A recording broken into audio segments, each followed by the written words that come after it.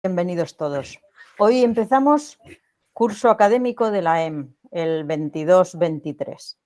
Y con el mejor deseo, los mejores deseos para todos de que no se nos interrumpa, que tuvimos la mala experiencia reciente de la pandemia y nos impidió muchas cosas, pero parece que ahora ya estamos en el recorrido normal y habitual.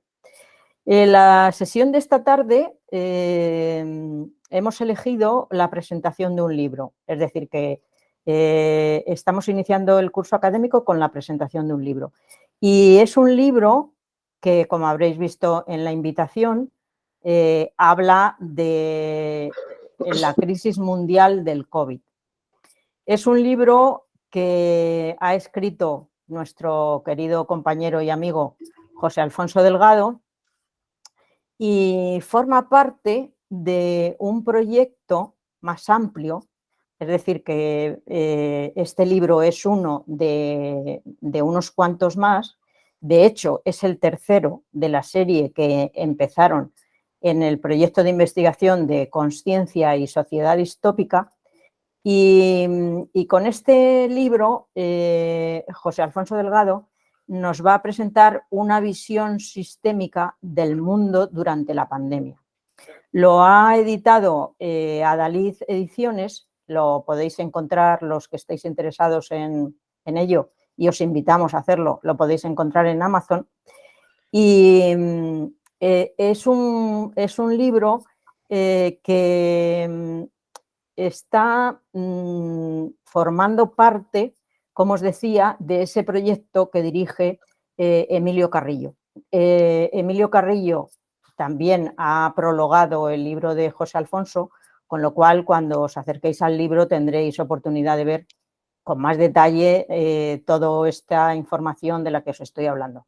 En el libro, también en el apartado de agradecimientos, José Alfonso agradece a la Asociación Consciencia y Sociedad Distópica, a la que pertenece, y a la EM, a nosotros, cosa que te agradezco yo también a ti muchísimo, José Alfonso. Y es un libro que el autor ha escrito para comprender él mismo qué es lo que está pasando, qué es lo que está ocurriendo en el mundo a partir de la experiencia esta traumática que hemos vivido con el coronavirus. Es un libro, como veréis, que es muy cartesiano, porque José Alfonso plantea ahí una colección de dudas y trata de entender cuál es el misterio de la COVID-19.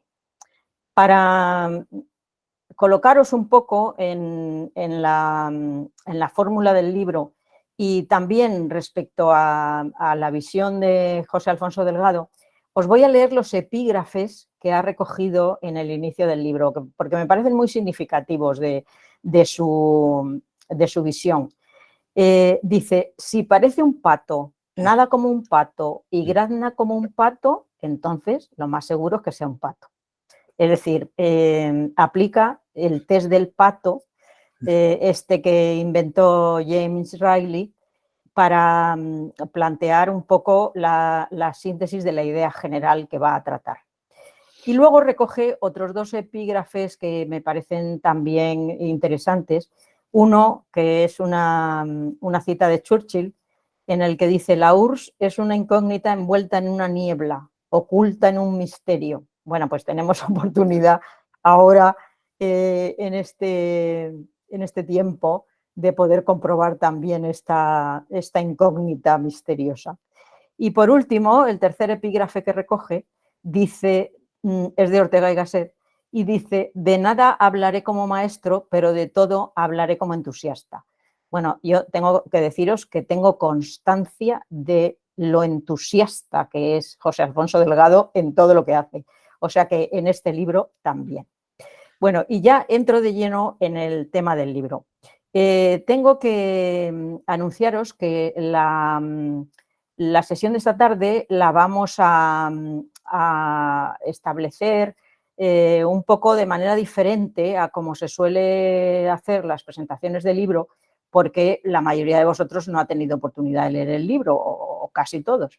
Y entonces vamos a hacer como si fuera una entrevista, es decir, que yo voy a ir haciendo preguntas y José Alfonso nos las va a ir contestando. En la primera parte del libro, José Alfonso, como médico que es, pues ha hecho en los primeros capítulos, ha hecho una recapitulación de todo lo que ha supuesto desde el punto de vista sanitario esta pandemia del COVID-19. Y lo ha hecho teniendo en cuenta el escenario de infodemia en el que nos encontramos.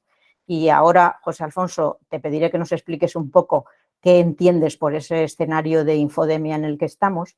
Y en esta primera parte, os decía, ha hecho una revisión del planteamiento de acuerdo a 3 hipótesis. La primera hipótesis que ha revisado es la hipótesis que podríamos decir la hipótesis oficialista, que desde el punto de vista científico ha considerado como hipótesis nula. Y luego la segunda hipótesis es la de los negacionistas, es decir, los que dicen que esto ha sido un invento y que el coronavirus ni nos ha infectado ni nada, que esto se trata de otra cosa. José Alfonso dice que ambas hipótesis tienen su parte de verdad, pero no son absolutamente ciertas ninguna de las dos. Y entonces él plantea una tercera hipótesis, que es la del tercero incluido de Aristóteles, en la que sostiene que, aun siendo cierto que nos ha sobrevenido una epidemia que luego se convirtió en pandemia y que ahora tiende a convertirse en endemia, los poderes públicos se vieron obligados a hacerle frente, pero estos poderes públicos aprovecharon la coyuntura de este suceso para sacarle rentabilidad económica y política. Entonces, con el planteamiento de estas 3 hipótesis, José Alfonso nos cuenta cómo ve él este asunto de la pandemia. Así que, Alfonso, cuéntanos lo del escenario de la infodemia, que es interesante, y también, al mismo tiempo, háblanos un poco, aunque brevemente, porque si no, no nos daría tiempo a ver el resto de las cosas interesantes que contiene tu libro, de estas 3 hipótesis que manejas al principio. Bien, pues pero lo primero es que este libro lo escribo como un autor de la clase Nisu. Es decir, que sí, que no me conoce ni su padre, digamos, en el mundo editorial, ¿no? Es decir, es un libro que está autoeditado, es decir, los editores de las editoriales se guardan muy mucho de arriesgar el dinero en gente que no conoce a nadie, ¿no? Que es lo que nos pasa a muchos de nosotros. Entonces, este libro está en autoedición y en la medida en que se vaya, digamos, vendiendo, es en la medida en que se va imprimiendo más ejemplares, ¿no? Entonces, este libro realmente en donde se enfoca no es tanto en explicar la parte clínica o epidemiológica incluso del COVID, que esto hay ya libros bastante más cualificados que este para poder explicar razonablemente bien. Yo hago una referencia en los primeros capítulos de lo que es el coronavirus, cuándo se ha descubierto, qué patología causa, el tratamiento que se ha dado, todo el tema de las vacunas, todo el tema de la epidemia, de la historia natural de la enfermedad infecciosa y sobre todo también un poco el desarrollo de los modelos matemáticos que han tratado de comprender lo que es esta enfermedad o esta pandemia, ¿no? Por los modelos matemáticos es por lo que yo digamos, he escrito este libro. Este libro lo comencé no a escribir, pero sí a investigar desde el minuto 1 que empezó la epidemia, pues viendo un poco las estadísticas de incidencia, de prevalencia, etcétera, tanto a nivel mundial como a nivel español, etcétera. Y fui desarrollando modelos matemáticos porque una cosa que a mí me ha gustado siempre desde que estudié la carrera ha sido el desarrollo de la simulación dinámica. Entonces, yo he hecho varios modelos matemáticos sobre esta pandemia. Uno de esos modelos lo presenté en la Facultad de Matemáticas en diciembre de 2020 Y a partir de esas conclusiones, que las reflejo en el libro, pues ya empecé a recopilar literatura y a darle forma a un texto que estaba orientado a que yo comprendiera un poco el tema, ¿no? Porque a mí lo que me ha sorprendido de este proceso sanitario a nivel mundial, primero que ha sido a nivel mundial.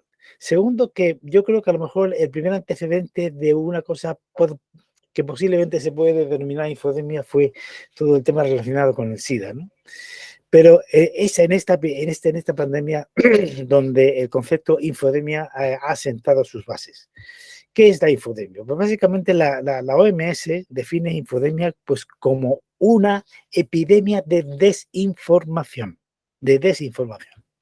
Los que hayáis estado pendientes de la evolución del COVID, habrá visto, pues lógicamente, que hay una postura oficial avalada mayoritariamente por el mundo sanitario y por el mundo, digamos, el mundo político y los medios de comunicación, pero si uno bucea las redes sociales, pues se da cuenta de que además de estas versiones oficiales han prevalecido y se han difundido hipótesis alternativas que yo hago. La hipótesis nula, en una tesis doctoral, la hipótesis nula es la hipótesis que quieres demostrar que es cierta, ¿vale? Y las hipótesis alternativas son las que se contradicen a la primera y que caso de que tú no puedas demostrar la hipótesis nula, entonces te tienes que quedar con la hipótesis alternativa, ¿vale?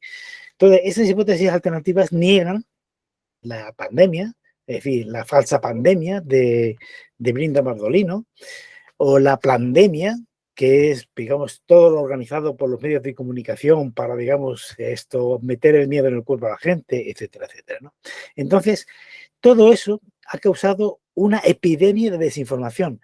Hay que tener en cuenta una cosa, los modelos formales, matemáticos, de una epidemia son exactamente los mismos, tienen los mismos parámetros que los modelos matemáticos que simulan la difusión de rumores. La difusión de un rumor, por ejemplo, la difusión de un rumor de caída de bolsa de una empresa, etcétera, etcétera. La gente esa que maneja bolsa maneja perfectamente los modelos matemáticos que simulan epidemias, pero esta vez son epidemias de desinformación, ¿vale? Entonces, la infodemia es una epidemia, pero, digamos, formalmente hablando, de desinformación, con un objetivo que no sabemos muy bien si es intencional o no, que esa es otra de las cosas que quiero que también abordo en el libro. En el libro abordo, digamos, dos tipos digamos, de desarrollo de dinámicas de la sociedad humana.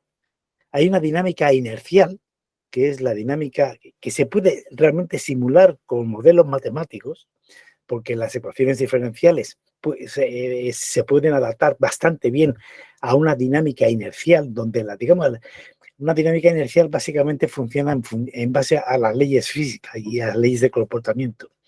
Pero luego hay una dinámica intencional, en la que las ecuaciones matemáticas, por lo menos yo lo he comprobado, no funcionan bien. Y en los modelos que yo he visto de COVID, los modelos básicamente inerciales no funcionan. ¿Por qué?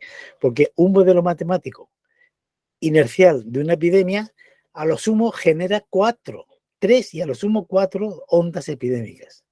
Pero aquí hemos vivido ya 7 ondas, vamos por la octava, y además con un criterio que también lo refleja el libro, que es lo que se ha dado en llamar como la forma de gestionar, digamos, los casos, lo que se llama el martillo y la danza. ¿El martillo y la danza qué es? El martillo es, por ejemplo, pues digamos, las decisiones de confinar a la gente en sus casas. ¡Bum! ¿Vale? Es decir, el martillo se pone pues para darle un martillazo, lógicamente, al virus o al microorganismo y con criterio de COVID cero, ¿vale? Que eso es lo que hizo China en la primera, digamos, oleada y parece que le funcionó, parece que le funcionó, porque cuando todo el mundo estaba absolutamente desbordado de casos, China parecía que estaba ahí aguantando el tirón y bastante, digamos, sostenido el asunto. Y luego está la danza, que es un poco al ver que no puedes eliminar de raíz el coronavirus, entonces lo que haces es pastelear con el virus.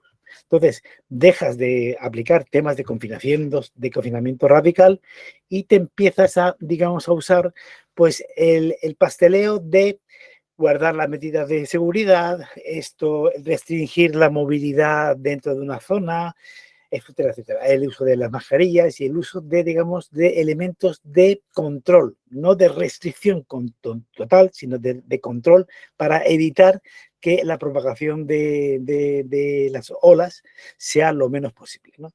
Entonces, ese juego de martillo y danza, yo por lo menos he visto que no hay ninguna ecuación diferencial ni ningún modelo matemático que realmente lo represente, lo pueda, digamos, representar. ¿Cómo lo he conseguido representar? Pues metiendo la inteligencia al modelo. La inteligencia son una serie de, digamos, de sentencias del tipo if-then, es decir, si ocurre esto, entonces esto, si ocurre esto, entonces lo otro, para que el modelo, en la medida en que suceden una serie de cosas que yo ya sé que van a suceder, pues se comporte de una determinada forma. No sé si me entendéis, pero bueno, lo único que quiero decir es que los modelos matemáticos, bajo mi punto de vista, han fracasado porque no han podido, digamos, explicar de modo inercial lo que en realidad ha sido un pasteleo de carácter intencional. ¿Comprendéis? Entonces, todo esto, si se le suma a lo que es el conflicto absoluto de las tesis oficiales con las tesis negacionistas, entramos en una dinámica absolutamente enloquecedora. Porque las tesis oficiales, o la tesis oficial y las tesis negacionistas, es que son incompatibles entre sí. Son incompatibles entre sí.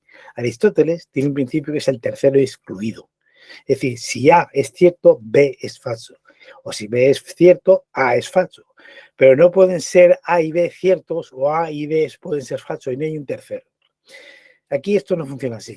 Entonces, ¿por qué? Pues porque realmente las tesis oficiales, que desde el punto de vista científico, evidentemente no tienen nada que objetar, Es decir, yo como médico, realmente yo leo la literatura médica del Lancet, del New England, del American Journal, etcétera. Oye, me lo tengo que creer, ¿vale? Otra cosa muy diferente es que durante toda la fase inicial del COVID, en la que realmente ni la medicina sabía qué era esto, hasta que lo hemos empezado a entender, ha habido una gran cantidad de artículos, yo he visto, que se han publicado sin el rigor científico necesario y suficiente como para garantizar que ese artículo está por los referees, por los evaluadores de artículos adecuadamente aprobados. Entonces yo creo que dentro de la literatura médica, y tenemos a Ignacio que me lo puede afirmar o rebatir, creo que hay una gran cantidad de información clínica o médica que se ha publicado sin la debida, digamos, disciplina editorial, por así decir. Pero en fin, quitando eso, por lo demás, ¿vale? Oye, todo lo que se ha diseñado y todo, oye, está todo el mundo trabajando sobre el tema. Luego, yo no puedo poner en cuestión, digamos, lo que digamos, la comunidad científica está haciendo para poder controlar el tema. Sin embargo, en el capítulo 4 del libro, es un capítulo que dedico específicamente a las tesis negacionistas, o a las tesis, digamos, alternativas que se dicen, ¿no? Claro, el negacionismo, viendo cuál es la definición de negacionismo, pues es un término psicológico que se aplica a todas aquellas personas que no pueden soportar que algo esté pasando. Dice, esto no puede estar sucediendo, me niego a creerlo. ¿Por qué? Porque es tan grave, es tan absolutamente aterrador, ¿no? Que, digamos, hay una especie como de bloqueo mental que te obliga a negar la evidencia. Y por eso se han acuñado términos como falsa pandemia. Yo he leído a Findo Landolino, que era de las primeras médicos en Argentina, que, acuñó ese término, ¿no?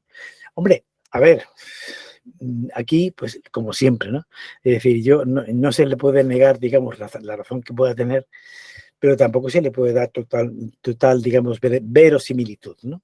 Pero lo que sí es cierto es que hay determinados grupos de médicos, además que se han asociado, como los Médicos por la Verdad o la Asociación Mundial de Médicos, para este caso, para el tema de la pandemia, que hay gente muy cualificada, ¿no? En ese tema, como por ejemplo, pues es la doctora Barrafín, ¿no? Que ha escrito bastante sobre el tema, y yo leo sus artículos, hombre, tienen sentido, tienen sentido.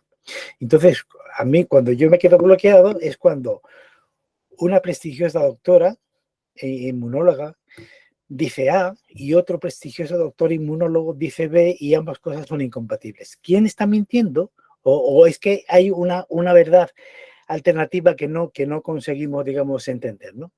Yo confieso, por eso yo he puesto el tercero de los epígrafes de la entrada, ese de nada hablaré como maestro, pero de todo como entusiasta, es porque, claro, yo soy microbiólogo, pero soy microbiólogo que hice microbiología en la antigua Puerta de Hierro, la que está en el barrio de Puerta de Hierro de Madrid, no el actual, en el año 82, 3 y 4. Pero desde entonces luego ya me empecé a, digamos, a volcar en lo que es la gestión sanitaria y la epidemiología y la microbiología, pues la verdad es que no la he ejercido demasiado. Pero claro, el tema es que aún así yo me he quedado muchas veces sin forma de poder saber dónde está la verdad, ¿no? Y si yo, que soy médico y he estudiado el tema, me quedo, digamos, dudando de qué es lo que nos están contando, imaginaos el público general. El público general que ve también estos documentos alternativos y claro, dice, ¿con qué me quedo? ¿No? Y si luego viene gente como, por ejemplo, Miguel Bosé, con cara de loco y dice lo que dice y hay gente que le cree, pues claro, sucede lo que ha dicho Felipe González en el 40 aniversario del éxito electoral suyo. Dice, la verdad es lo que al final la gente cree que es verdad.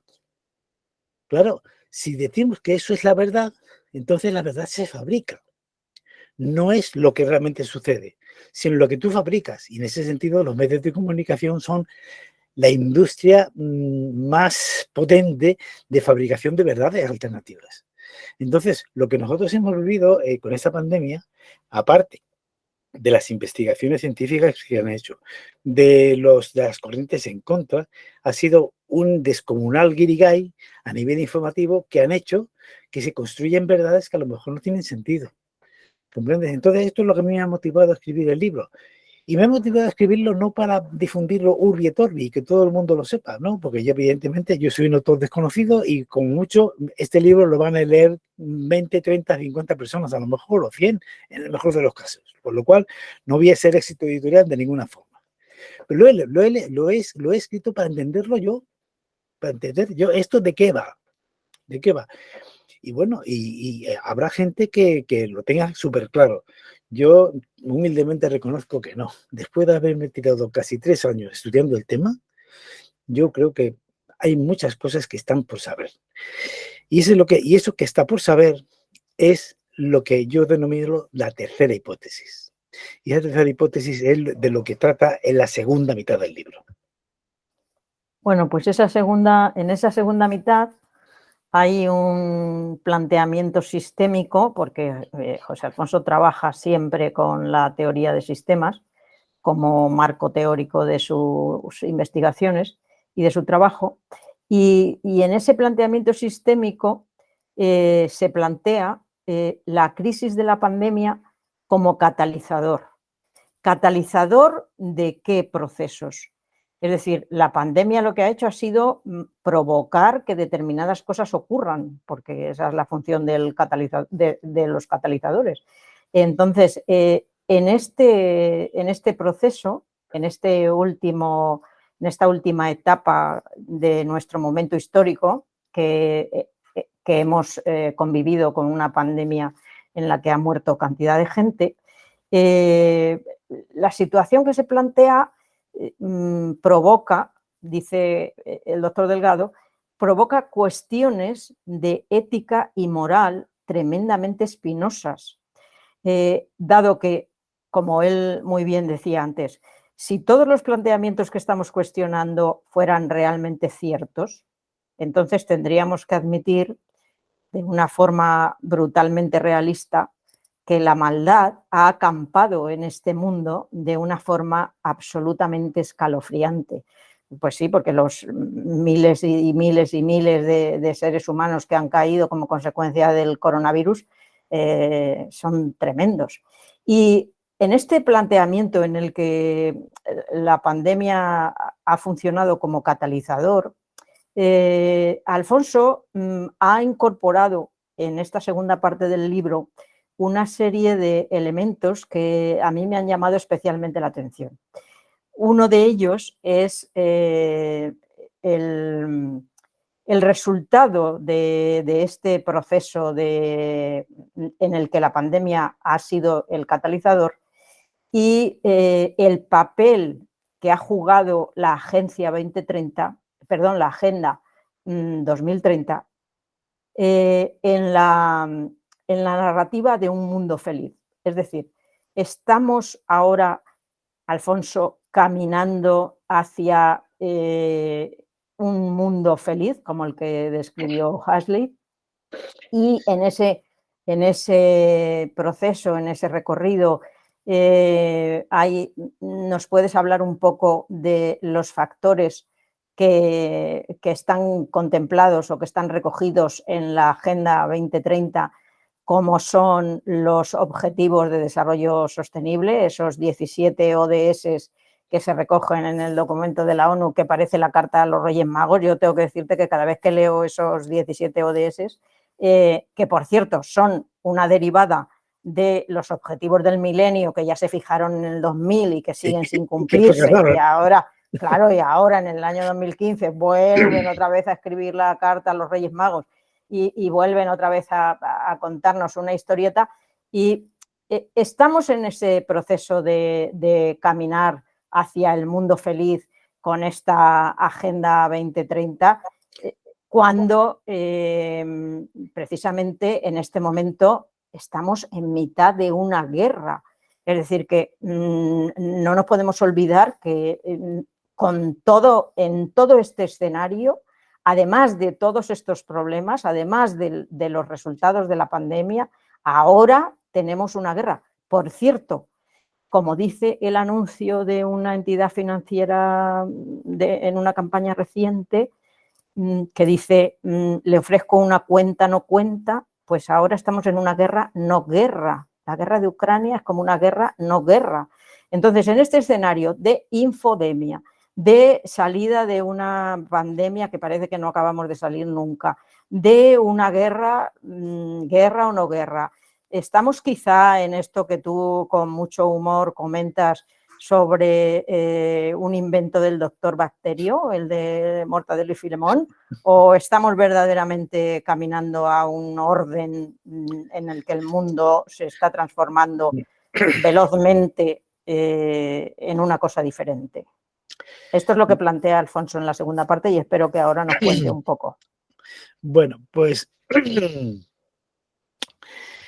la segunda parte del libro, en el capítulo 5, hablo básicamente de lo que es la crisis la crisis mundial del COVID, es decir, de cómo digamos, los poderes públicos han tratado los diferentes temas de la pandemia, como por ejemplo por la gestión política.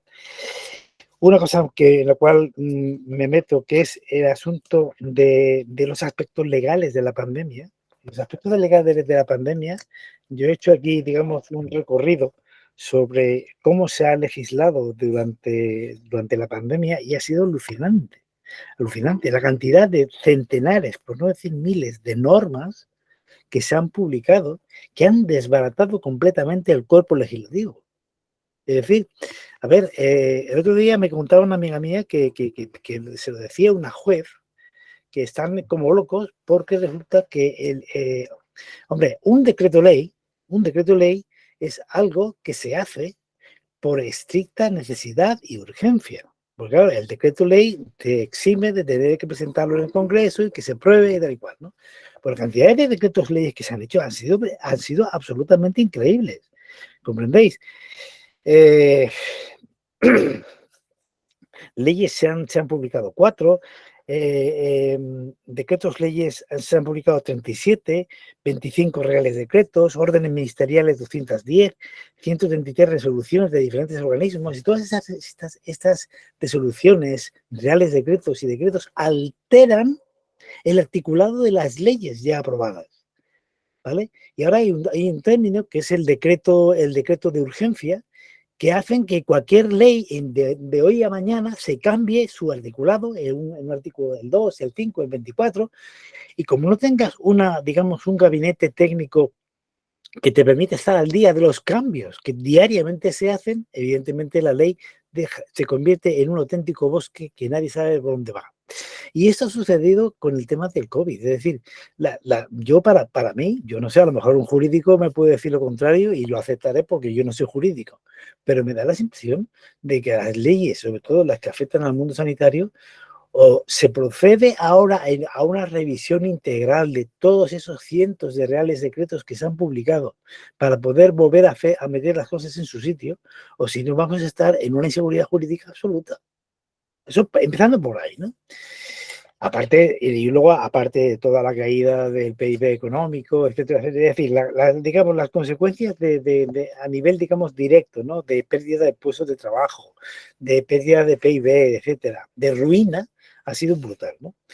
Pero en el capítulo 6, que es donde ya me meto en el asunto de la visión sistémica del tema, es donde incido en lo de la dinámica inercial versus la intencional, ¿vale?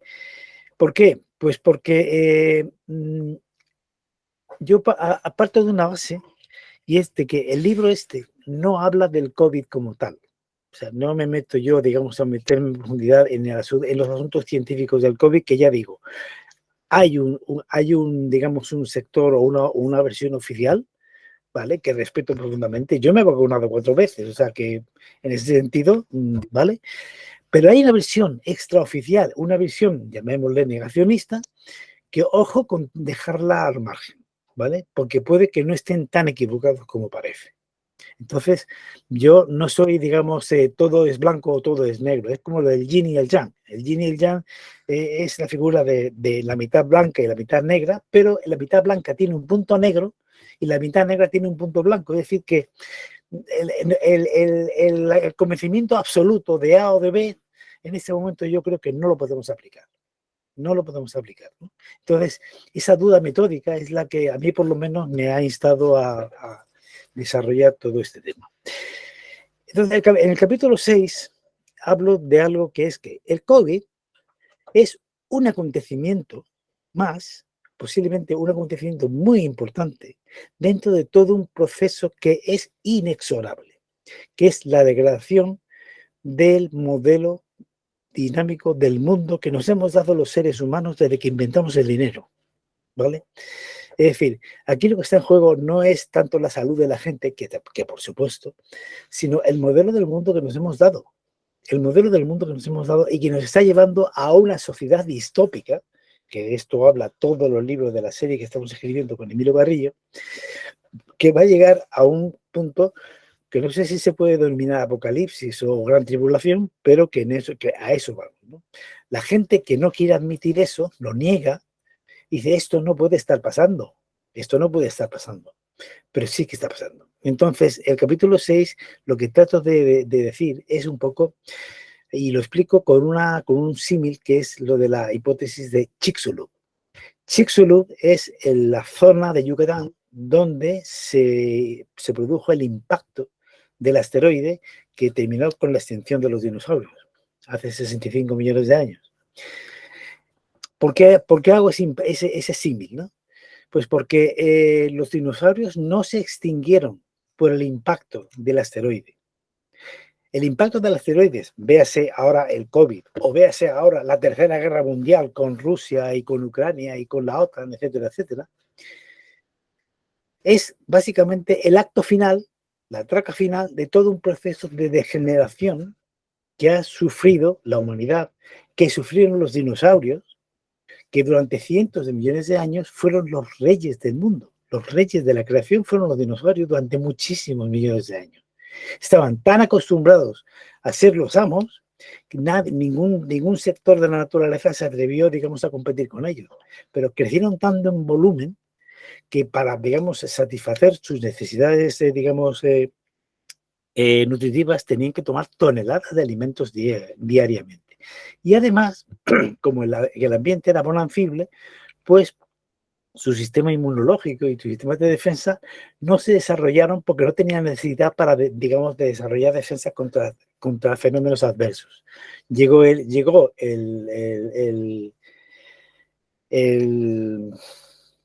asteroide y lo que hizo fue terminar por destruir el asunto y por extinguirlos. Entonces, ¿podemos los seres humanos ser, digamos, los dinosaurios inteligentes que nos hemos dado un mundo en el cual hemos podido dominar tranquilamente y estamos a un tris de que cualquier situación dramática colapse digamos, la civilización? Esto fue lo que yo, cuando estaba estudiando sexto de medicina, leí del primer informe al Club de Roma en 1974. Y es el Club de Roma, esto es, es un grupo de intelectuales que por aquella época, pues viendo un poco los problemas ya de crecimiento que se podían estar empezando a plantear, pues vieron y fueron los primeros, con ayuda del MIT, del Instituto Tecnológico de Massachusetts, hicieron modelos prospectivos a muy largo plazo. Muy largo plazo son 100 años, ¿vale? Con esos modelos matemáticos, gracias a que los descubrí y a que los investigué y los estudié, al final aprendí la tecnología de la simulación dinámica, que es la que yo he empleado durante muchos años, bueno, toda mi carrera, ¿no? Mi tesis doctoral es sobre la simulación dinámica del comportamiento de las infecciones hospitalarias. Fue la primera vez que un doctorando presentaba un ordenador para demostrar que lo que decía era cierto. Pues según esos informes, digamos, la conclusión de esos informes al Club de Roma, pues lo que dicen es que, evidentemente, la humanidad no puede crecer indefinidamente, digamos, no puede explotar indefinidamente los recursos. Es decir, la naturaleza tiene un límite.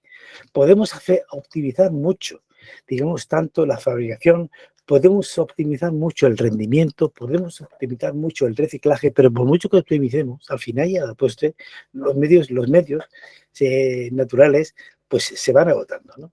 Pero sobre todo el gran problema, aparte de los límites de crecimiento, que es así como se denomina en el informe del Club de Roma, el primero, el segundo de los problemas, y mucho más importante, es el problema del crecimiento de la superpoblación. Ya entonces, en 1974, 76, 78, esos informes decían una cosa aterradora, y es que si la evolución tanto de la actividad económica como de la actividad social, como del crecimiento poblacional, continúa teniendo la tendencia que ya en aquel entonces tenía, la humanidad colapsaría en algún momento de la primera mitad del siglo XXI. La humanidad colapsaría en algún momento de la primera mitad del siglo XXI. Y la única forma de evitar ese colapso era manteniendo digamos, un control exhaustivo de la población. Es decir, la población mundial tenía que dejar de crecer. Tenía que dejar de crecer. Si no, el asunto era absolutamente incompatible con la vida en ese planeta. Claro, esto yo lo leí cuando yo tenía 24 años y desde entonces, lamentablemente, todo lo que ha sucedido en la humanidad desde entonces, por lo que yo me he podido enterar, ha dado la razón al Club de Roma. La ha dado. Pero de modo tal que, por ejemplo, cuando estalló el tema del 11S y vi cómo los aviones se estrellaban en las Torres Gemelas, yo le comentaba a mi hermano, él estaba en San Francisco, por en aquella época. Le dije, Manolo, esto no me extraña en absoluto que eso esté sucediendo. Es decir, toda la distopía que ahora estamos intentando, digamos, plasmar en la serie de libros que estamos exhibiendo los colegas de Emilio Carrillo, en el fondo es la crónica, como se dice habitualmente, la crónica de una muerte anunciada. Entonces, el COVID no es ni más ni menos que un acontecimiento que yo no digo ni que haya sido, digamos, que se haya producido porque un chino se comió un murciélago contaminado, que es, digamos, un poco como la tesis oficial, ¿no? Vaya por Dios, un chino se come un murciélago con el coronavirus y mira la que ha montado. Tampoco digo, porque no lo puedo afirmar, que esto haya sido fabricado en el laboratorio BSL-4 de Wuhan, o de Ford Electric, o de Winnipeg, en Canadá. No, pudiera ser. Lo que sí es cierto, es lo de si parece un pato, yo creo que será un pato, es que este acontecimiento dramático se ha aprovechado magistralmente para acelerar lo que ya estaban pensando los grandes poderes del mundo, y ahí el capítulo 7 es donde ya empiezo a explicar lo que son los grandes poderes del Estado oculto, ¿no? Que ya Kennedy anticipó en el año 1962 ante la Agencia Nacional de la Prensa, y a lo mejor ese fue uno de los acicates que luego le mataron, pues que realmente el mundo no está gobernado por los que vemos en las televisiones, los jefes de Estado, sino por poderes ocultos que están por detrás y que no se les ve. Entonces, claro, esto impresiona muchísimo de negacionismo, impresiona muchísimo de conspiranoico, ¿no? Digo, bueno, pero ahí está. Porque lo que sí es cierto es que en 2019, en octubre de 2019, en la Johns Hopkins de Nueva York, asesorada y financiada por grandes majetes que todos conocidos como el tal George Soros o Bill Gates o demás gente de más vivir, pues hizo un ensayo que se llama el Event 201. Y el Event 201 era ¿qué pasaría en septiembre, octubre de 2019? ¿Qué pasaría si al mundo le llegase una pandemia, pero de estas pandemias que afectan a todas partes? Bueno, pues hicieron el ensayo. Casualmente, ya en China ya se estaban dando los primeros casos de coronavirus. Y luego estalló todo el tema. Casualmente dice, ¿es casualidad o es algo que digamos que se lo han inventado o mira por dónde? No lo sé, yo lo dejo ahí, ¿no? Entonces, y como eso, hay otras muchas cosas que, digamos, te hacen pensar que esos poderes ocultos, estos deep state, que estamos hablando, pues, de lo de siempre, de que si los masones, que si los Illuminati, que si la mafia Hafara, que si los sabios de Sion, que si el Club Bilderberg y toda la retahíla de gente de mal vivir que está por ahí dando por saco, pues oye, a lo mejor resulta que están pensando que dice, oye, que esto hay que resolverlo de alguna forma, ¿no? Y claro, y para eso, ¿qué es lo que han organizado? Pues han organizado lo que se ha venido a denominar armas silenciosas para guerras tranquilas.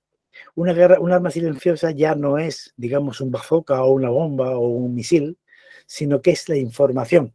Volvemos al tema de la infodemia.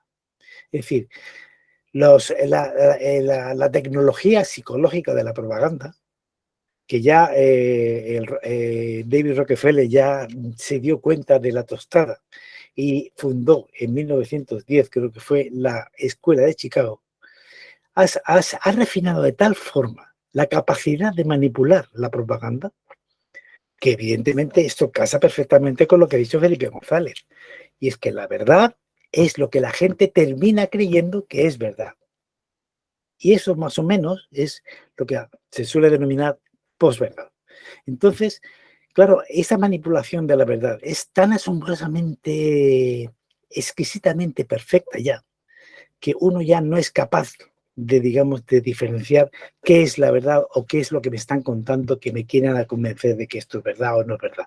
Entonces, esa desinformación y esa, digamos, desorientación que ha generado todo esto es uno de los grandes lacras y uno de los grandes, digamos, eh, efectos, no digo letales, pero sí, desde luego, dramáticos, que está afectando muchísimo a la salud mental de la gente, a la salud mental de la gente. Entonces, lo del nuevo orden mundial que decías, o que hago referencia ya al final, no es ni más ni menos que, evidentemente, el nuevo orden mundial, que básicamente pretende ser a donde quiere llegar la Agenda 2030, no es ni más ni menos que, evidentemente, el mundo feliz. Es el mundo feliz donde esos 17 elementos, ¿quién va a negar, como decía un profesor mío, quién va a negar la madre, la patria y la bandera? Claro, ¿quién va a negar que el objetivo final es que no haya hambre en el mundo? ¿Quién va a negar que tengamos todos los países agua? ¿Quién va a negar que todo el mundo tenga el mínimo para vivir y decentemente? Hombre, evidentemente, si todos los elementos de la Agenda 2030 son fantásticos, nadie lo niega, nadie lo niega.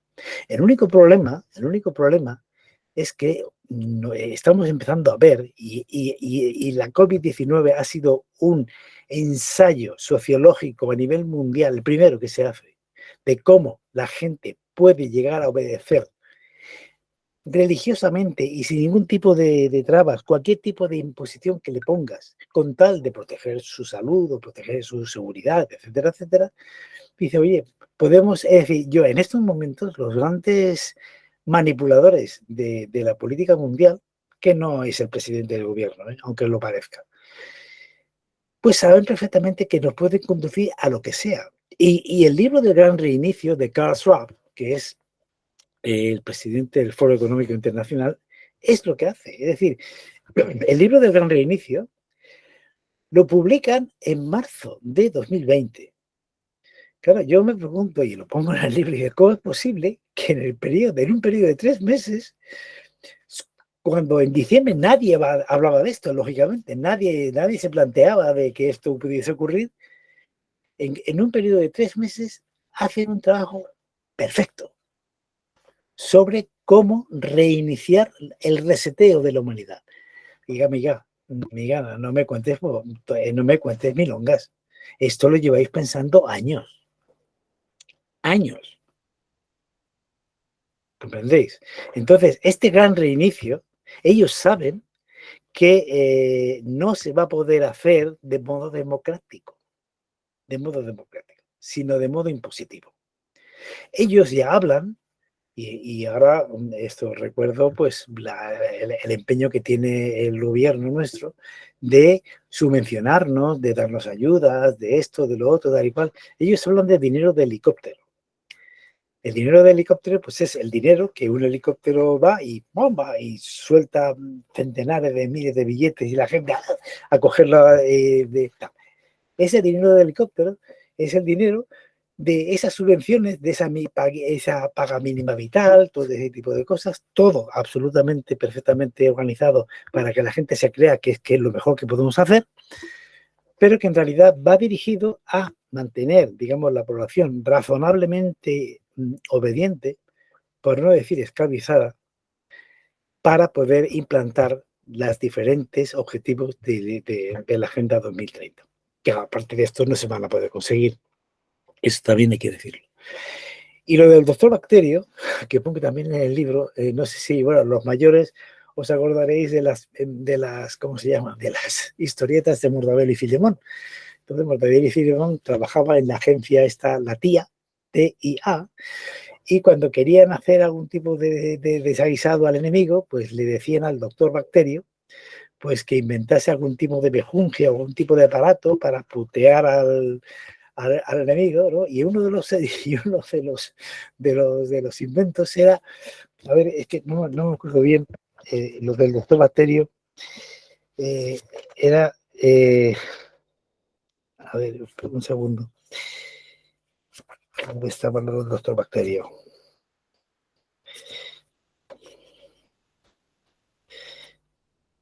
Lo tengo por aquí. Los inventos del doctor Bacterio. Pero porque es que es buenísimo. Los inventos del doctor Bacterio. 292. 292.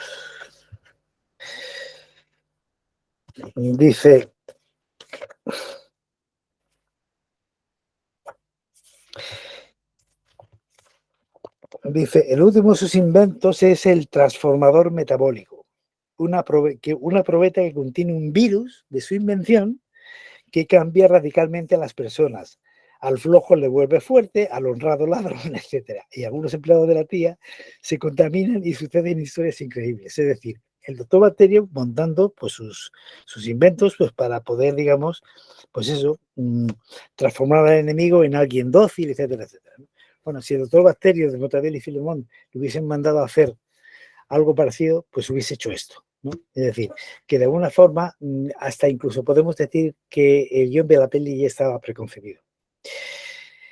Entonces, ¿qué pasa con esto? Pues que al final a lo que vamos es a que realmente COVID es un acontecimiento que ha venido muy bien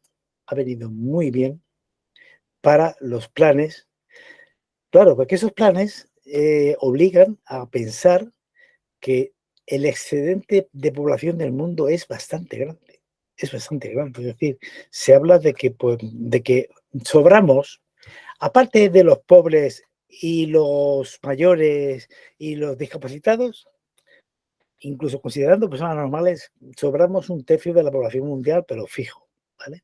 Entonces, todo lo que se está haciendo, pues está en intentar que no nazcan más, por lo cual se está promoviendo intencionalmente todas las políticas de géneros alternativos, etcétera, etcétera, con tal de evitar la procreación.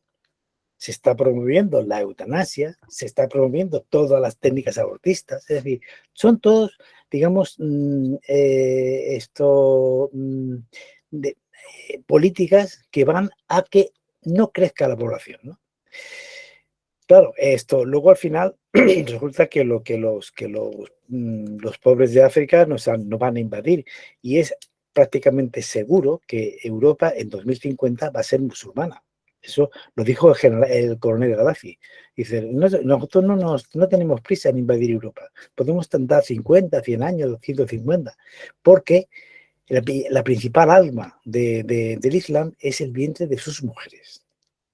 Y con esa idea, y teniendo en cuenta que los autóctonos europeos cada vez tenemos menos niños y que los musulmanes cada vez tienen más, pues evidentemente Europa en 2050 será musulmana, queramos o no queramos. Entonces, toda esta distopía es una distopía que, digamos, impresiona pues de la luz al final del túnel.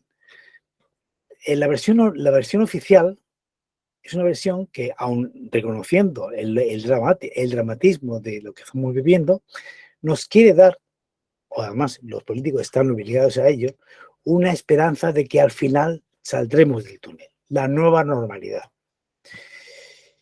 La hipótesis alternativa, o la hipótesis conspiranoica, llamémosla así, lo que nos dice es que, de la misma forma que el escenario es terrorífico, lo que vemos al final del túnel no es la salida del túnel, sino el faro del tren que se acerca a nosotros de un modo aceleradamente creciente y que va a ramplar con todos nosotros.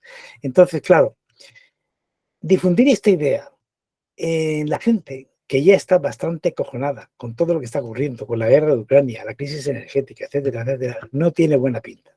Y posiblemente a mí y a todos los que decimos estas cosas nos tacharán de conspiranoico, de imbéciles, de malagüeros, de lo que sea. Pero la cuestión es que resulta que si parece un pato y graza como un pato, lo más seguro es que sea un pato, aunque nosotros queramos ver que es una cigüeña, ¿vale? Y en fin, esto es un poco, esta es la idea del libro. La idea del libro es esta, es tratar de intuir la verdad dramática, por otro lado, que se oculta detrás de la pantalla de desinformación que nos han colocado. Insisto de nuevo, nada que objetar a lo que son los avances técnicos de la medicina, de la farmacia, etc. Ahora, teniendo en cuenta una cosa, y es que esto, igual que por ejemplo, cuando tú le pides a un jurídico un informe jurídico, el jurídico, que depende de su jefe, le dice, jefe, ¿en qué sentido quieres el informe? ¿Vale? O sea, el jurídico no hace un informe jurídico objetivo para, claro, porque no, lo último que se le está permitido es que, es que el informe vaya en contra de que lo emite. Pues con la ciencia, y es la primera vez que yo veo esto, lo mismo puedo estar equivocado, por eso digo que yo maestro no soy, ¿no? Pero lo que veo es que la ciencia, de alguna forma, tiene visos de estar, no sé si mucho o poco, pero algo prostituida, en el sentido de que los laboratorios farmacéuticos, de investigación, etcétera, etcétera, que dependen sus fondos del que les paga, a ver si lo que están haciendo es sacar información supuestamente científica, pero a favor de las tesis de aquellos que le pagan, las universidades, el Estado, etcétera, o las compañías. Entonces, claro, toda esta exposición es una exposición absolutamente, no sé, esto es escandalosa, por así decir.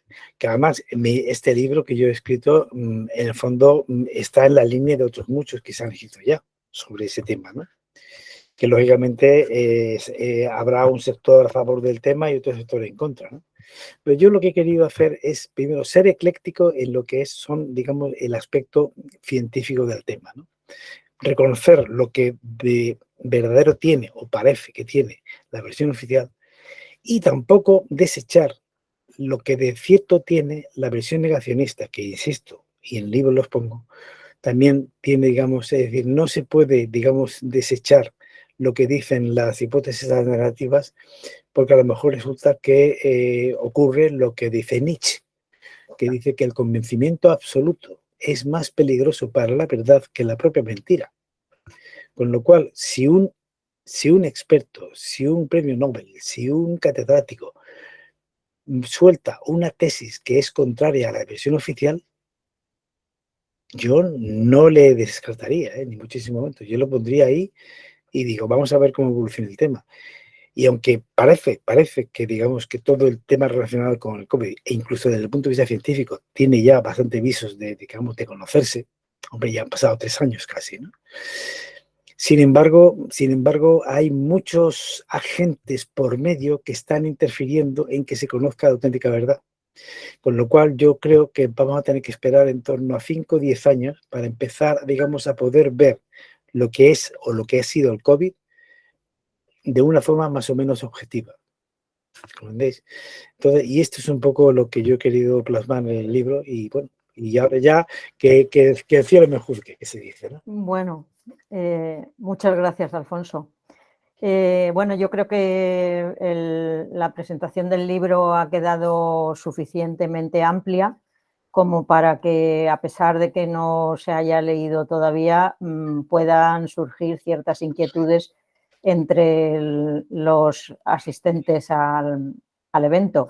Con lo cual, aunque se nos han hecho las 8 porque hemos tenido esa incidencia de inicio con la herramienta de la transmisión, yo creo que podemos dar unos minutos por si alguno de nuestros amigos que nos acompaña quiere hacerle a Alfonso alguna pregunta, pedirle alguna aclaración o hacerle un planteamiento diferente del que él hace en este libro.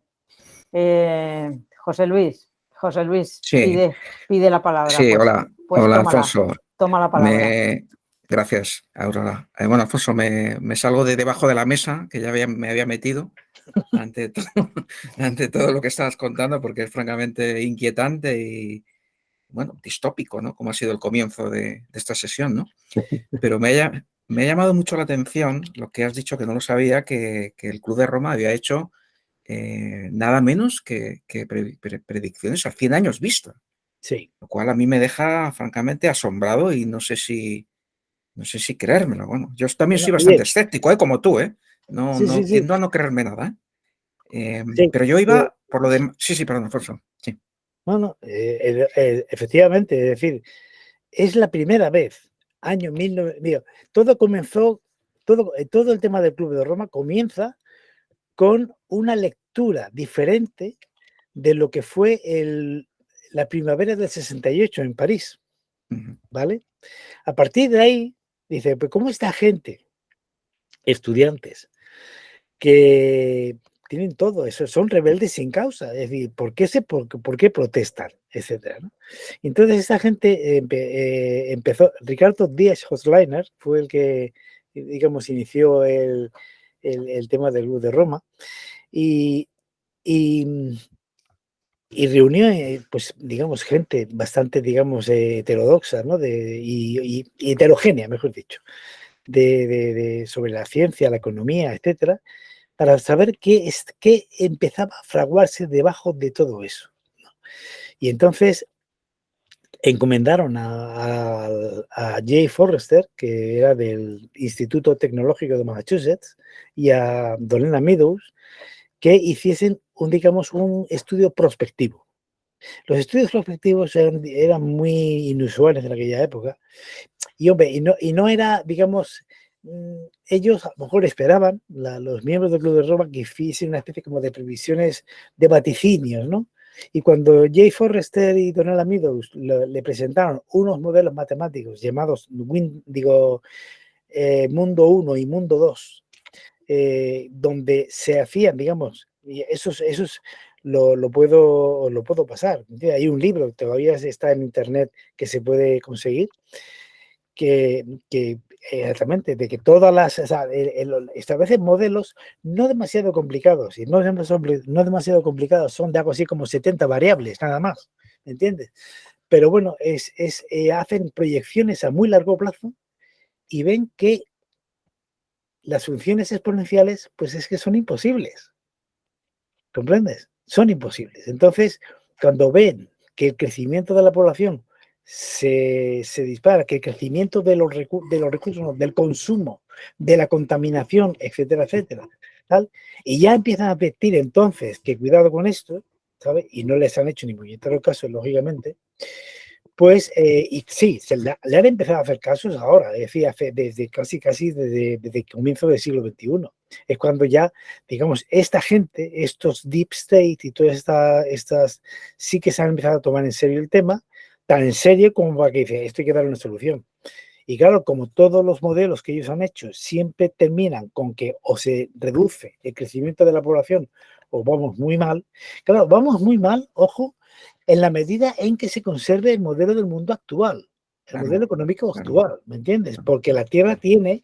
Esto es lo que decía exactamente James Lovelock, ¿no? El padre de la teoría Gaia, ¿no? Y es que si fuésemos suficientemente beatíficos como para ser solidarios con toda la población y estructurar la economía mundial como para que África, Asia y tal pudiesen sobrevivir razonablemente bien, recursos hay en la Tierra para eso. Pero claro, si en 1972 salió el Club de Roma con esto y en 1974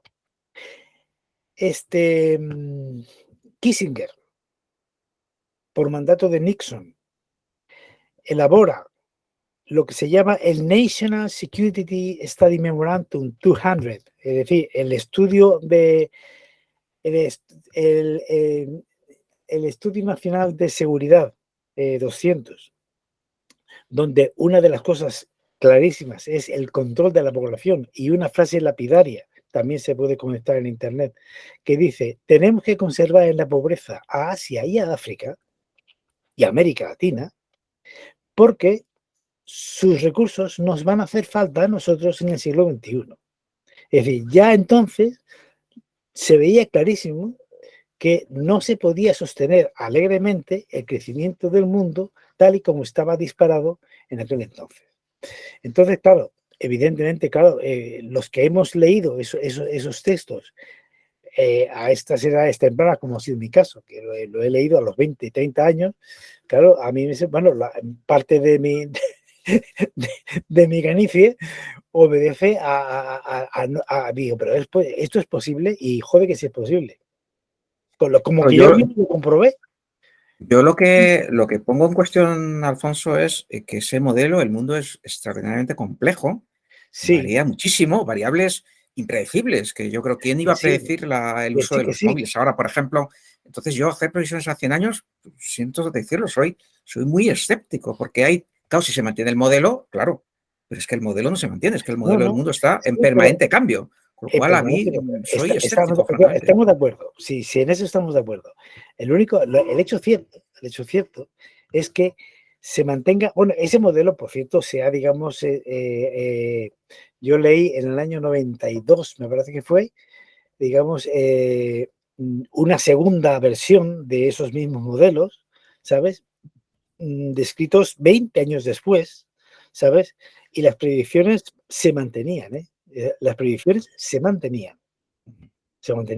Es decir, parece como que desde el punto de vista matemático hay determinadas variables pesadas dentro del mundo, como es la población, como es el consumo de combustible, como es el consumo y la distribución de riqueza, etcétera, etcétera, que oye, ten cuidado con esto, que nos podemos pegar un gran susto. Pero, por ejemplo, Alfonso, ya acabo porque no quiero tampoco monopolizar. ¿Qué piensas de la teoría la famosa teoría malthusiana, ¿no?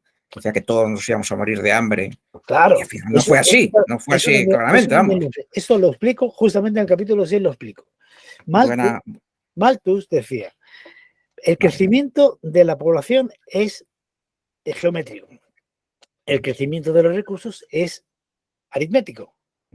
En algún momento se cruzarán. En ese momento vamos a tener un problema gordísimo. Vale. Luego Malthus, que fue un belga que fue el que descubrió la función logística, que es lo que hace transformar las funciones exponenciales en funciones S, ¿no? Que es decir, hay un límite que más allá del cual no puedes superar, que hace que, digamos, esa función exponencial al final se estabilice, que eso es lo que realmente sucede. Las funciones exponenciales son matemáticamente posibles, pero físicamente no. Es decir, si tú te empeñas en una función exponencial, al final estalla el sistema, totalmente. La única forma de que eso no estalle es que esa función exponencial se transforme en función logística, es decir, que se estabilice en función, en torno a un umbral, a un límite de viabilidad más allá del cual no puedes superar, porque si lo superas estallas. Entonces, muchas de estas cosas se han visto que son así. Entonces, primero, Malthus estaba equivocado porque el crecimiento de los recursos no es aritmético. También puede ser exponencial. ¿Por qué? Pues porque la tecnología, la ingeniería, ha contribuido muchísimo a que se pueda consumir, se pueda, digamos, extraer y producir mucho más con los mismos recursos. El incremento de la productividad agraria que ha sido enorme. Exactamente, ¿me entiendes? Es decir, con lo cual Malthus no es que estuviese equivocado, sino que la visión era demasiado simplista. Está explicado en el capítulo. Con su modelo salía eso. El problema es que sí, con su modelo salía, claro, pero porque él de alguna forma asumía que el crecimiento de los recursos era lineal. O sea, lineal, era aritmético. Sí. ¿Comprendes? Sí. Cuando eso no fue, cuando eso no se ha descubierto, se ha demostrado que no es verdad, claro, cuando según eso, según su modelo, la humanidad tendría que haber colapsado al final del siglo XIX. Y estamos en el XXI, con lo cual Malthus no tenía razón, pero obligó a pensarnos muy bien todo el tema, eso sí.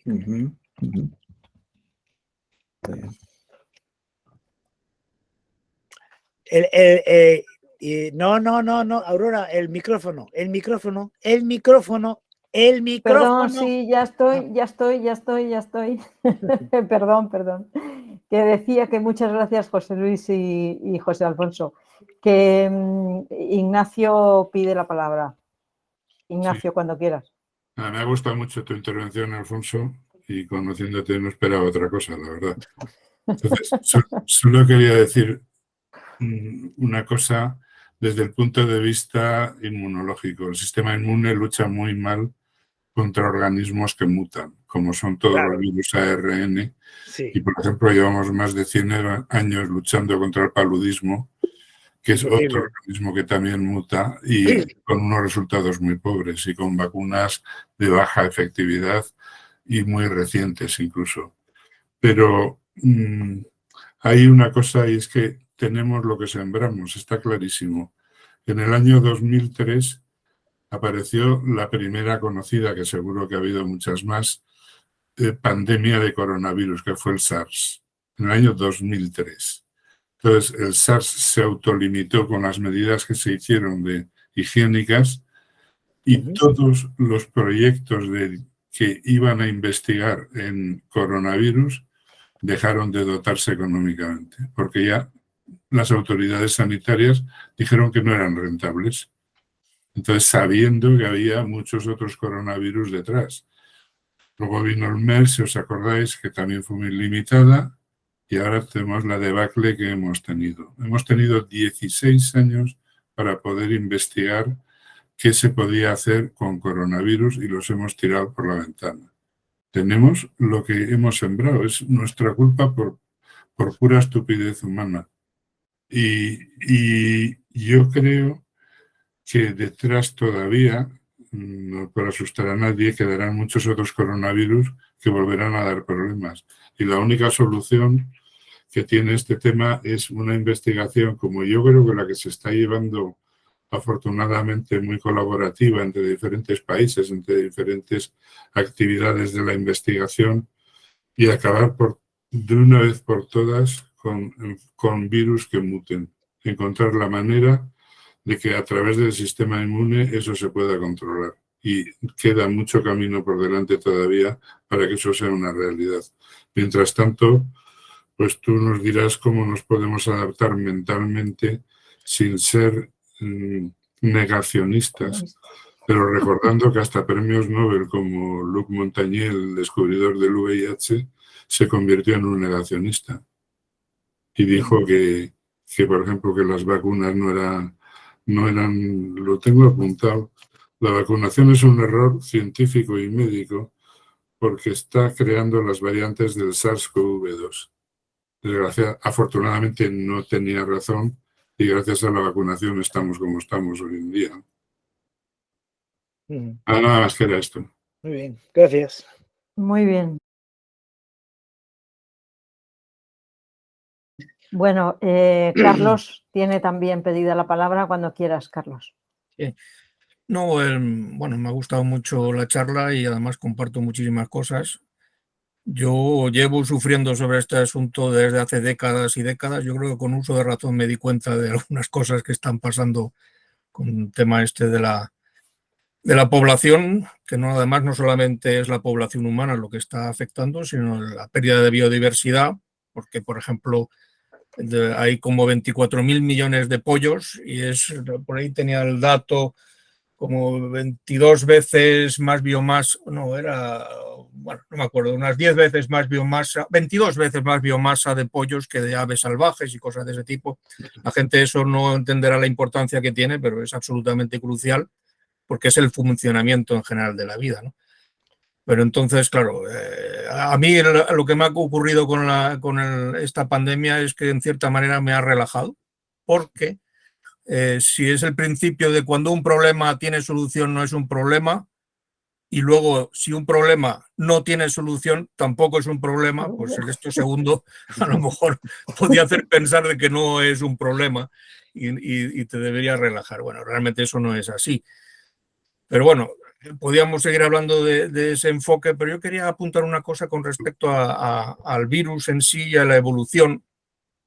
Cuando se decía que si había sido generado por laboratorio, que si ha sido intencionado, etcétera, etcétera. A mí me ha sorprendido realmente con los conocimientos que hay que eso pudiese suscitar algún tipo de duda, porque no he visto muchas publicaciones o prácticamente ninguna que hablase del sistema de cuasiespecie en evolución microbiana, que eso ocurre es toda una teoría de funcionamiento de evolución, que no es una teoría, es un hecho realmente, que ya eso lo propuso en el año, el premio Nobel de 1957, Manfred Eigen, que era esa evolución molecular peculiar, porque hace además que los virus se puedan sofisticar mucho. Esto que se duda de la sofisticación de los coronavirus, cómo han llegado a esta forma tan tremenda de aprovechar, pues eso, este virus realmente lo que hace mucho de la patología es porque él tiene la entrada en la célula humana, el AC2, que está en todas partes del cuerpo humano y el endotelio, o sea que puede afectar a muchos órganos, y eso lo hace esa patología. Pero ¿cómo ha llegado a ese punto? porque tiene una capacidad de evolución brutal, que es, con ese concepto de cuasi especie, quiere decir que no es que sea una cepa que evoluciona poco. Un individuo infectado tiene lo que es la teoría de cuasi especie, tiene una secuencia maestra que es la más ventajosa en todo momento y una cola de errores que están ensayándose continuamente. Con unas técnicas que no es la PCR, sino un poquito más adelante, que es lo que no se utiliza normalmente, se puede ver que hasta un 1% de las secuencias de una persona infectada son la cola de esa variante o esa cepa principal que tiene ese individuo infectado. E incluso se ha llegado a ver que las secuencias son distintas en los distintos órganos. A lo mejor una misma persona infectada tiene los pulmones una cola de variantes distinta a la que tenga en el intestino, por ejemplo. Eso da una potencialidad absolutamente brutal de evolución y más aún teniendo en cuenta que somos casi 8.000 millones de individuos con un potencial de contagio. ¿Y por qué digo esto? Porque resulta que me parecía un poco hasta en esa ansia de buscar culpables, porque sí que es lo que decía, que el tema de que es una ofensa que al ser humano llegamos a tener este tipo de cosas y somos tan poderosos, esa búsqueda de culpables se buscaba a los pobres pangolines o los murciélagos, cuando los pangolines están en extinción y son muy pocos individuos, encima tienen parejas bastante estables y se desplazan muy poco. Poco puede haber evolución ahí en virus. En cambio, los murciélagos sí, porque vuelan y se meten en una cueva, están chillando y respirando entre ellos de forma fantástica para un virus que se transmite por el aire, y entonces tienen una cantidad de virus distintos en plena evolución como son los coronavirus. ¿Pero qué otro mamífero vuela? El ser humano. El ser humano. ¿Y qué otro mamífero vuela para ir a un concierto de los Rolling Stones y se reúnen ahí miles y miles de personas chillando? Chillando, el ser humano. O sea, tenemos ahora una posibilidad de contagio y de evolución de virus que desgraciadamente animales, porque los mamíferos salvajes, somos nosotros, las vacas, los cerdos, las gallinas, tenemos una biomasa y una cantidad de individuos muy superior a todos los vertebrados terrestres en estos momentos. O sea, la evolución de los virus en estos momentos está en el ser humano, en las vacas, los cerdos, los pollos y las ratas. 18.000 millones de ratas que se estima que existen en las ciudades humanas. Ahí es donde está la evolución de virus en estos momentos. No vamos a decir que es un pobre pangolín y los animales salvajes no tienen una zoonosis. Bueno, claro, por supuesto estamos intercambiando virus continuamente entre todos los mamíferos. De hecho, el coronavirus se ha transmitido a ratones salvajes en Norteamérica, que es el reservorio ahora del coronavirus en Norteamérica. O sea que me sorprende, francamente, con todo el conocimiento que hay, esa infodemia, cómo realmente se ha transmitido una serie de versiones y cosas. Y claro, si no se va al conocimiento que hay tremendo al respecto, está infrautilizado, francamente. Pero bueno, a lo mejor me estoy extendiendo demasiado. Pero vamos, quería decir que hay mucho para lo que hablar del tema, porque hay mucho conocimiento, mucho más de lo que realmente está expandido por ahí. Lo que yo no sé si falta es, digamos, serenidad para poder, digamos, sedimentar todo este conocimiento, porque yo creo que los primeros 2 años de la pandemia a lo que hemos asistido es a una danza de pollos sin cabeza. Es decir, no teníamos ni puñetera idea de qué era esto, lo hemos ido aprendiendo a fuerza de golpes y a fuerza de fracasos, de ensayo-error, y sobre todo con el estrés que provoca tener a una población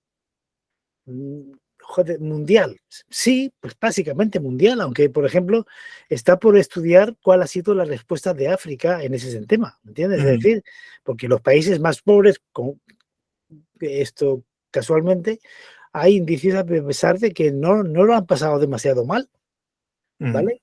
Pero en fin, es decir, que son tantas variables las que han acudido aquí y sobre todo el estrés político, económico, emocional que ha rodeado todo este proceso, tanto de investigación como de aplicación del conocimiento a lo que había que hacer ya, y luego están los políticos, ¿no? Y luego, como decía Mark Twain, me parece que era, dice, hay mentiras, grandes mentiras, y luego están las estadísticas. No lo olvidemos, ¿no? Sí. ¿Comprendes? Entonces, claro, con todo esto, al final, que levante la mano la persona, el científico o el técnico, que ha podido, digamos, trabajar el tema este del COVID en estos 2, 3 primeros años con suficiente serenidad como para poder, digamos, hacerlo y sentar bases razonablemente sostenibles o estables, ¿no? Entonces, por eso es por lo que yo no sé si estoy equivocado o no, pero yo creo que el COVID empezaremos a tener algo claro qué es lo que ha sido o sigue siendo cuando se convierta en endemia de aquí a 5 o 10 años, ¿me entiendes? Porque es que claro, estamos viviendo con la presión, el estrés social de algo que ha descojonado absolutamente la vida humana. Y encima, si acudimos a las hipótesis, digamos, conspiranoicas, resulta que está detrás el Club Bilderberg y gente de Malvivir que está manipulando las cosas para, yo no sé si están fabricando un arca de Noé para esto protegerse ellos y que el resto de la humanidad a ver si se muere. Las piedras de Georgia, lo conocéis, las piedras de Georgia, que son piedras, ¿cómo se llama? Las piedras básicas de Georgia son como cuatro monolitos que están en el estado de Georgia, que por cierto, últimamente alguien las voló, pues es una especie como de decálogo de lo que hay que hacer para poder llegar a ese mundo feliz. El primer apartado es dejar 500 millones de habitantes en el mundo.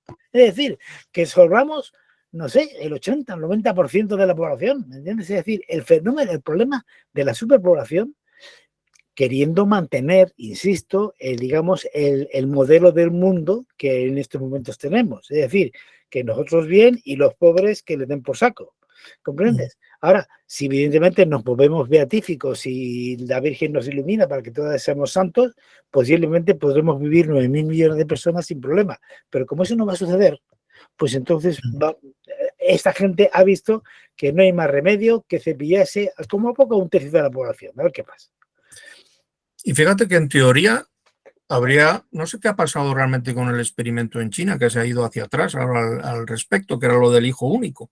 Sí. Porque realmente no haría falta que fuese cruento, como parece ser que va a ser la tendencia, porque con que toda la población tenga uno o ninguno, en una sola generación se reduce a la mitad la población, sí, sin necesidad de tema cruento. Está claro que eso es imposible, o sea, eso es inejecutable porque no... o sea, esa parte de decir que el problema no es un problema porque no tiene solución, porque no va a haber, no es ejecutable por lo que se ha demostrado además, porque no habrá esa conciencia, más aún cuando hay otros que piensan, están hablando del tema de la España vaciada, por ejemplo. Cada vez que lo oigo digo, pero ¿cómo se puede decir esas cosas? Cuando realmente no es así. Hay que dejar a la naturaleza funcionar, no se puede llenar todo de personas, que eso es precisamente lo que está absolutamente equivocado, porque no funciona. O sea, eso sí que hay conocimientos al respecto también. ¿No? No se está explicando, cuando se está hablando del cambio climático, que es 1 grado o 2 grados, por favor, ¿cómo se puede simplificar las cosas para que la gente no lo entienda? No es el problema de la temperatura. El tema es muchísimo más amplio, más complejo. El tema de la biodiversidad es absolutamente esencial. Es como decir que, porque el símil entre la economía y la ecología es absoluta, son las mismas fórmulas, pero es como si dices que en un país resulta que hacen muy buenos zapatos y entonces hay zapateros y luego a lo mejor los que venden el cuero. Eso no funciona. No puede haber solamente 3 o 4 especies que dominen el mundo porque no es sostenible. Y entonces habría que explicar mejor que el tema de la disminución de la biodiversidad nos va en nuestra supervivencia. Absolutamente, ¿no? Sí, pero fíjate, por ejemplo, hay un tema que yo también lo reflejo en el libro, no sé en dónde ahora mismo, pero escuché, cuando escribí esto, hablando del cambio climático, ¿no? Y del problema del cambio climático, escuché una entrevista que le hicieron a un prestigioso economista y a un prestigioso ecólogo, ¿vale? A un prestigioso ambientalista ecólogo.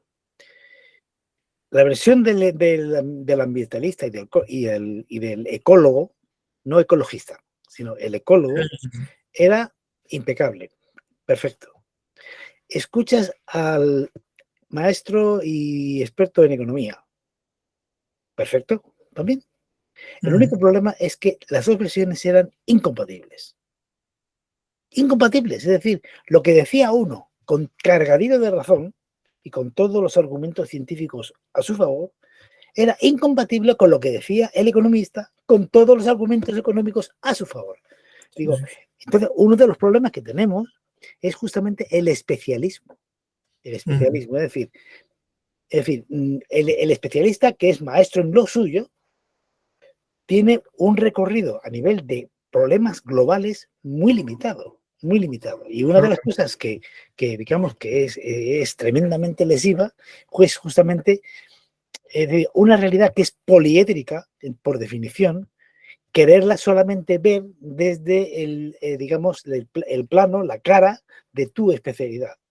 Claro, es que, por ejemplo, un economista tiene el mismo enfoque, digamos, de manejo de situaciones, pero está hablando de capital, de funcionamiento, claro, del tal. Claro, el ecólogo, que lo tiene mucho más complicado, está hablando de unos mecanismos mucho más antiguos, que están mucho más claros, claro, equilibrados, y que es energía y materia, y mucho, mucho más rico que un economista. El economista hace una cosa muy simple, muy pequeñita, ¿no? Aunque sea muy complicado.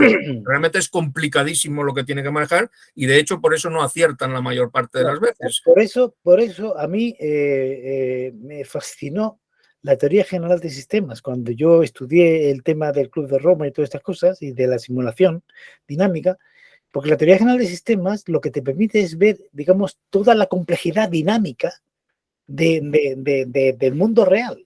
Es decir, complejidad dinámica es un principio básico de la teoría de sistemas que dice que ante un comportamiento de un sistema, el comportamiento a corto plazo no tiene por qué ser igual que el comportamiento a largo plazo.